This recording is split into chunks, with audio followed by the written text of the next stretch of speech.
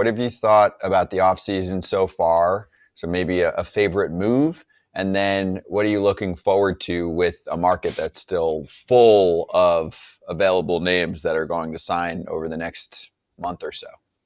Yeah, I'm really eager to kind of see how the rest of the starting pitcher market develops with the two lefties at top right now, Framber, Valdez, Rangers, Suárez. I've always been someone who's been huge on Valdez. He's coming off of a rough time to be a free agent, had a tough second half, had the issue, maybe throwing at his young catcher there that we all saw. And I think two-man didn't really like there. How much will that affect him? I don't know. How much should it? I don't know. And then you get to the point where is his volume going to be used against him? We talk so much about guys who don't throw innings. This guy does. Guarantee you some teams are going to flip it on him though and say, well, now you're damaged goods. You have too many innings on you. So guys can't win these days. Suárez is the other way, right? Maybe he doesn't pitch as much, Ranger Suárez. We haven't seen him put on the workload. Apparently he's asking for 7 years. We'll see if he gets that. But I'm really interested to see with two guys, neither of whom are true, bona fide, unquestioned aces. They're the last two guys standing, though. And when there's a lot of money to go around, maybe they end up getting huge contracts. So I'm really eager from that standpoint. As far as a move I really like Toronto going out and kind of doubling down on their huge season. And that includes getting Dylan Cease. This guy's remarkably talented. He is one where like the nerd stats versus kind of your surface stats can sometimes disagree and show some issues with him. But his talent is always evident. And when you can miss bats the way he can consistently, even with some of the ups and downs that he does have, Dylan Cease is still a super talent. I totally understand why they went out and paid for him. Whenever you're doing a 7-year deal, you're not going to get 7 great years. But if they get 3 good ones, including one maybe next year while they're still in this very much competitive window, I think they'll be fine with it. So I like that move, and it showed that Toronto was very serious about staying in contention. We talked about Suárez and Valdez, but Tatsuya Imai might be better than the two of them. Absolutely. Are teams fearful of that, or are they less fearful because of what Yoshinobu Yamamoto has done in his short stint so far in the big leagues? I think the more certain teams see players from overseas work, the more confident they get. But it's organization to organization. There are organizations that have a lot of experience with it, and they go in not nervous at all. They confidently buy from the KBO and from the Japanese league without any issue. There are other teams that are still cautious and still worry about landing a dud. The thing of it is, though, is a lot of these guys come over. Even the expensive ones come over at a pretty good market rate. Now, Yamamoto is an exception, right? He still came over. He got all the money that, was basically on promise and then delivered on that promise. But a lot of guys come over at a pretty decent discount, usually because they're a little bit older. Tatsuya Imai is a guy who could be another great stud. Maybe not to the level of Yamamoto, but I think he's better than Imanaga, to use another guy who's come over recently and had some pretty good seasons with the Cubs. Has a home run issue that I think will continue to plague him as he spends more time in the States. But I do think Imai has a chance to be better than both Suárez and Valdez. And I wonder how the dominoes are going to fall there. I actually don't remember what Imai's posting window is, where, depending on where those three go, maybe jumping out first and getting Imai could be the discount. And then all the money still left on Suárez and Valdez might make them a little bit overvalued. I am most nervous, I think, about Suárez specifically. Like I said, I believe in Valdez as at least a workhorse stud, if not a true ace. Paul, can we go to the top pitcher list that you are going to be releasing later this week? Because the best part about lists are people are going to poke holes at it. They're going to be like, well, what would you... And there's explanations that you need. The first one being, if you're a Pirates fan, what the heck? Tarik Skubal's better than Paul Skenes? How can you even say that? And then you just move on from there. Should I block my Detroit hat here while I'm on? Am I showing my bias too much? There we go. I am a Tigers fan, and I always make that bias very clear. We all have biases, folks. Nobody's unbiased. Anyone telling you they're unbiased, they're lying. You have inherent biases there.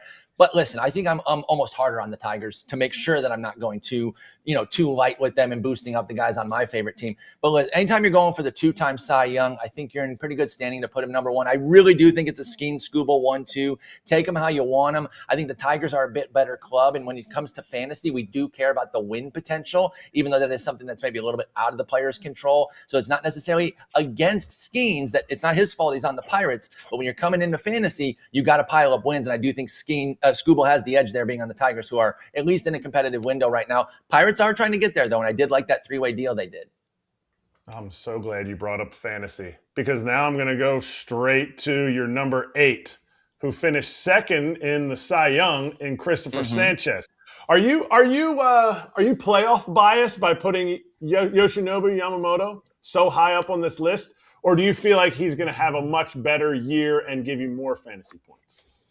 I don't think I'm playoff biased, and I will say this only because I was making the case for Yamamoto, as the bankable 4. The fantasy world at the end of the season said Skubal, Skenes, Crochet are the top 3. Take them how you want them. That's the lock. That was the consensus. The door was open for 4, according to a lot of analysts. I said at the very beginning of the playoffs, no. Yamamoto is the clear 4, and then you can go from 5 on. So I was kind of planting my flag a little early. Now, admittedly, we all knew he was good. I didn't think he was going to be as amazing as he was in the playoffs, but I was ready to be on Yamamoto as a top 5 bankable guy right away. The playoffs certainly helped. And again, on the best team in baseball. Now, part of that is actually a little bit of a detractor in fantasy because of the way they manage their pitchers, because they're always working toward October. They don't care about your fantasy wins. They don't care about your fantasy innings. And I understand that, right? I'm not one of these dweebs that's going to go yell at a manager on Twitter or anything like that. But you have to be mindful of that. And I do think that maybe discounts Dodgers a little bit. I think Yamamoto is a bit of an exception, though. I think they're paying all this money for him to be a true ace, to be there all throughout the regular season and the playoffs as well. So I think he's somebody you can bank on for 30-plus starts of high-quality work. I think he is the number 4, maybe even the number 3. I wanted to put him up above Crochet. Push come to shove, though, I still kept Crochet at 3. All right. Well, part of fantasy can kind of go over into a little bit of a line setting and Cy Young. When you're looking at Cy Young picks at the beginning of the year or your sleeper fantasy pick, to me, I go down into your 10, 11, and 14 range where you have have Cole Reagans, Brian Wu, and George Kirby. Are there any other picks for you that could be a Cy Young type of year this year, just based on how things kind of went last year and how they could trend or they could continue to trend up for next year? Yeah. If we had talked this time last year or sometime in the spring, I'd have been killing this team for their pitching or lack thereof. And all of a sudden, a year later, the Baltimore Orioles, I think, have 2 sneaky candidates in both Kyle Bradish and Trevor Rogers. Been really pleased with their offseason. I was kind of wondering where this was last year because we know they got the checkbook was open for Elias and they didn't really go out and get anybody. Maybe he just didn't like the market. He didn't go for Burns. Obviously, that blew up in Arizona. Pitchers get hurt. That just happens. I don't think they knew he was going to get hurt or anything. But I was like, what are they doing with their pitching? Well, Rogers blew up for them and looks like a stud. Bradish came back. And I think both of those guys could be in contention, especially if this is a team that is playing to their max. I heard you guys talking about Alonso before I came on. I totally agree that he could surprise some folks in that park. He has everywhere power. And I'm not even so sure about the Yosemite part there where you said he couldn't hit it out of there. I think we need to test that theory because maybe the polar bear could.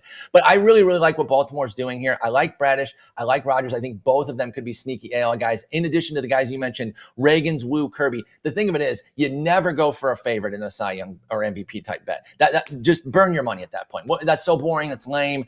There's no sense in doing it. You're trying to look for the guy who's really going to rise up. And I think those 5, Reagans, Kirby, Wu, the 3 that you mentioned, and then Bradish and Trevor Rogers, both for the Orioles. I think those are 5 really interesting candidates that could be in that Cy Young talk all year next year. I'm going to argue this one because of the fact that that's what we do with lists. We argue about them. Not necessarily that, this is who's next to each other, but Freddie Peralta, I feel like, should be higher on this list. Chris Sale has him by one stitch. I think you had Sale at 16, Freddie P at 17. I felt like the moves Freddie made last year moved him up into the top 10 range. Do you have a reason why you kept him out of the top 10? I think because we still haven't – I try not to judge guys too harshly on not having huge volume because that's not the game we're in anymore. So I don't really bag guys that too much. But when it comes to my top 10, I want to have seen a 200-inning season. And I know that is becoming increasingly rare, and he's really been more of that 175 type. I will say this, and not to take myself off the hook. I appreciate the pushback here on Peralta, but I am a little bit higher than the industry right now on him. So I am on the Peralta train, but maybe I move him up a little bit higher because I'm a per innings guy. We can't predict health, and we cannot predict the guys that are going to, stay healthy all year for 32 plus starts.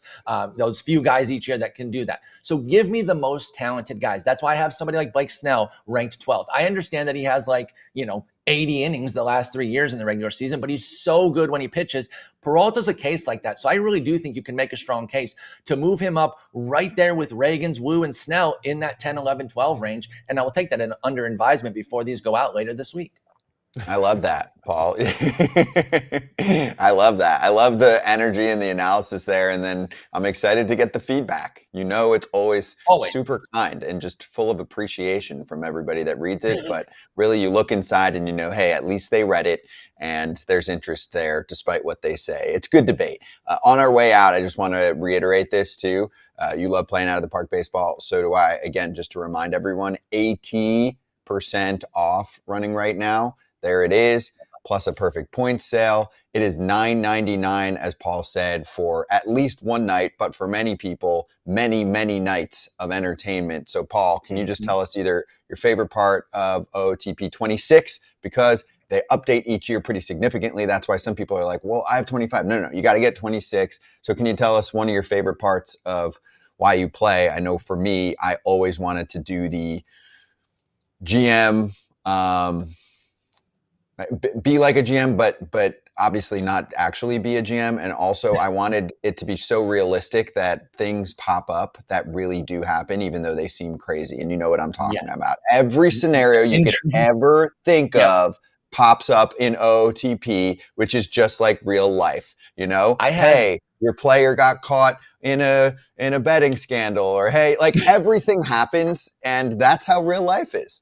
It is. I mean, I had Vlad Jr. leave for the NBA one year in a sim. In an OOTP 24 sim, he left to become a point guard in the NBA. It was pretty hilarious, except for the fact that I lost Vlad Jr. It was not that funny to me. But yeah, they've got everything. That's the base game where you can take a team over. You can go back in history if you want. You can go from today forward. But I also focus heavily on the perfect team aspect, which is similar to Diamond Dynasty, if you're familiar with MLB The Show, where you collect cards based on historical players, put your team together, and go against other people. This year, the expansive content that we've had with the art team, bringing in more and more licensing, so we've got actual pictures of guys, has really been at our best level yet. So every year we're trying to improve that and leverage the licenses that we have so that we can show more and more player faces and just kind of create more flair for the cards. Because the aesthetic value, it's cool to show off that you got the cool looking card too, right? It's great that he plays well and he simulates well and he's helping you win tournaments and league, but it's also neat that it looks cool because we like things that look cool in video games.